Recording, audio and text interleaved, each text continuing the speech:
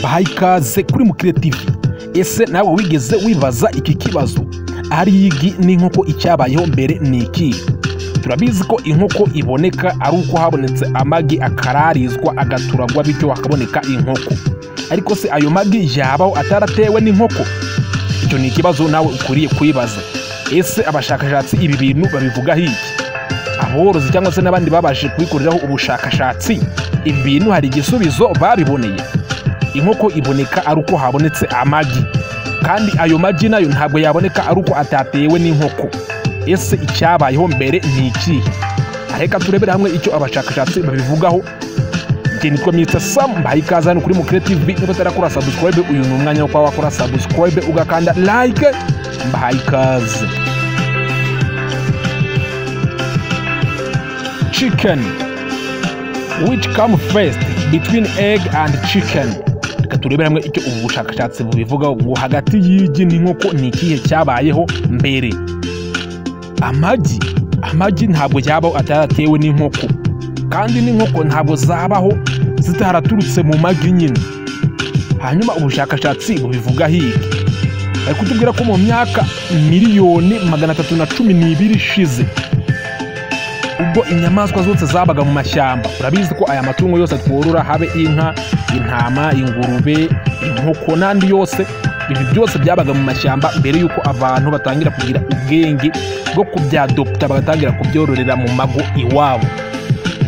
Bari kutubwira ko mu myaka 312 ishize, muri iyo myaka amagi ashobora kuba yarabonekaga mu bice bimwe na bimwe byo ku isi ahantu henshi hagiye hatandukanye. Ndetse mu myaka 8,000 ishize nabwo ngo hari ahantu henshi hagiye hagaragara ibisigaramatungo by'uko aho hantu ngo habaga ibisigazwa by'amagi yo ku nkoko za kera, cyangwa se ku byo twakwita nk'inkoko za kera, dore ko nta muntu uba warabibonyeho. Ariko ibyo ubushakashatsi mu bisigaramatungo bagaragaza bavuga ko mu by'ukuri muri iyo myaka ngo ashobora kuba hari amagi yabonekaga mu bice bitandukanye hirya no hino ku isi. Egg before chicken existing were evolution chicken. Anomic egg laid by reptile and other animals before chicken even evolved. Bari kutubwira ko ngo hari ibinyamabere byinshi, inyamaswa nyinshi z'inyamabere zitandukanye ngo zishobora kuba zarateye amwe mu magi ya mbere yuko inkoko zibaho. N'ibindi binyamabere ariko batatubwiye ibyo ari byo, ni ubushakashatsi ndi kubasumira. Ibyo binyamabere bimwe na bimwe ngo byabaje kuba byatera amagi mbere yuko inkoko zibaho. Ese ibyo binyamabere ni ibihe byateye ayo magi? Ibyo ntabyo bagaragaje mu bushakashatsi. The first chicken egg would have laid by a bird that was very similar but not quick for a chicken. Bakutubwira ko hari ikiguruka kimwe cyangwa se murabizi ko inkoko nazo zibarizwa mu muryango w'ibiguruka. Ibyiyoni n'ibindi bisimba byose cyangwa se izindi nyamaswa zose ziguruka, inuma, uducurama, byose bibarizwa mu muryango w'ibyo bita bird cyangwa se ibiguruka. N'inkoko niwo muryango zibarizwamo. Baratubwira ko igi rimwe rishobora kuba ngo ryaratewe na kimwe mu biguruka cyangwa se na bya binyamabere byo mu mazi. Iryo gi wakaba ari ryo rishobora kuba ryaravuyemo inkoko ya mbere ariko itagaragara nk'uko iz'uyu munsi zigaragara. Mu bushakashatsi amagi niyo yabonetse mbere nk'uko ubushakashatsi buri kugenda bubigaragaza, atewe n'ibinyabuzima bigiye bitandukanye, bimwe mu biguruka ndetse na bimwe mu binyamabere batabashije guspecifyinga neza ngo bitubwire. The chicken egg cycle, uburyo inkoko zitera. Nyuma yuko ayo magi abonetse buriya mu buryo runaka, a chicken hatch follow egg, ayo magi ibyo biguruka bishobora kuba ngo byarayaraririye, hanyuma hakaza kubonekamo inkoko ya mbere igatangira kujya ituraga amagi ndetse ikanayararira, hakabonekamo n'andi masake, bityo inkoko zitangira kororoka. Abantu bagera ubwo bajya kuzadopta mu mashyamba, batangira kuzorora nk'andi matungo yose yo mu rugo, ibyo bita domestication. Yes, ibi nibyo ubushakashatsi bubasha kuba bwasobanura, natwe tukaza tukagenda tubasomera turebera hamwe icyo baba baravuze kuri ibi bintu. Ese mu by'ukuri ubushakashatsi urumva unyuzwe nabyo, cyangwa urumva hari ikindi kintu bagombye kuba bakubwiye?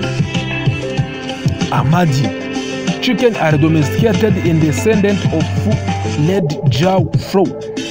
Nyuma yuko inkoko zitangiye kwadobwa cyangwa se abantu batangiye kuzifata bakazivana mu gasozi bakaza kuzororera mu rugo, hari zatangiye kuza ziri mu bwoko bujya kumera nk'uducurama zitameze nk'inkoko z'uyu munsi, ariko izo nazo ngo bagatangira kuzorora mu buryo bwari bugezweho muri iyo myaka y'icyo gihe, ariko bikagenda bihinduka bitewe n'uko imyaka yagiye yicuma, nk'uko n'abantu bagenda bahinduka. Uko umuntu wo muri iyi myaka ameze ngo ntabwo ariko uwo mu myaka wenda nk'ibihumbi 10 ishize yari ameze, ni ibintu ngo bitandukanye cyane.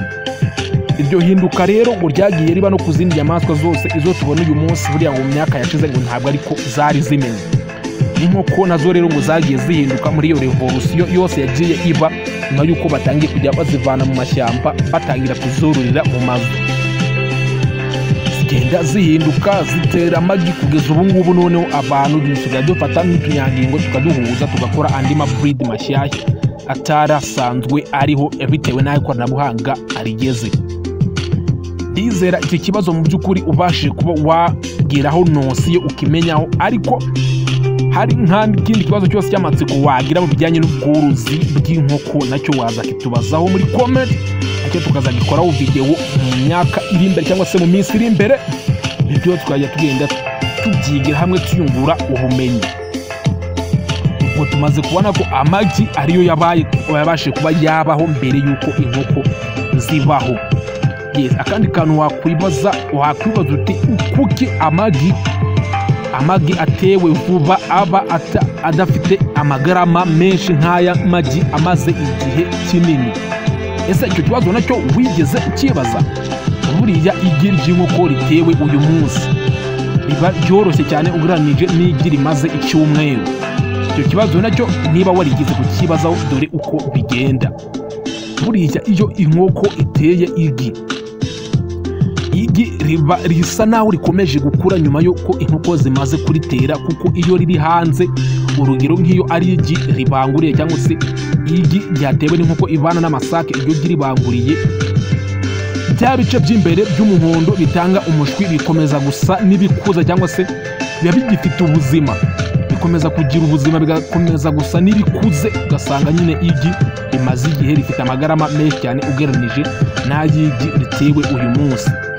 Nacyo ni ikintu abantu benshi bakunze kwibaza. Hari igi usanga ripima hagati y'amagarama 60 n'amagarama 75, irindi rigapima amagarama 40, 35 bitewe n'ubwoko bw'inkoko cyangwa se n'igihe rimaze. Ariko buriya jya umenya ko umugimo imbere hasa naho bakomeza kuba hakoramo umuvoma, haba hagifite ubuzima iyo igi rimaze guterwa. Niyo mpamvu aya magi nyine asa naho amaze igihe ariyo agira amagarama menshi cyane cyangwa se uburemere bunini ugereranije n'amagi amaze igihe gitoya. Ndabashimiye ngene kwa Mr. Sam, kandi like niba utarayikora ukandi na subscribe, kandi kumwakoze subscribe mwese ndabashimiye cyane, muri abantu b'abagabo. Ciao ciao.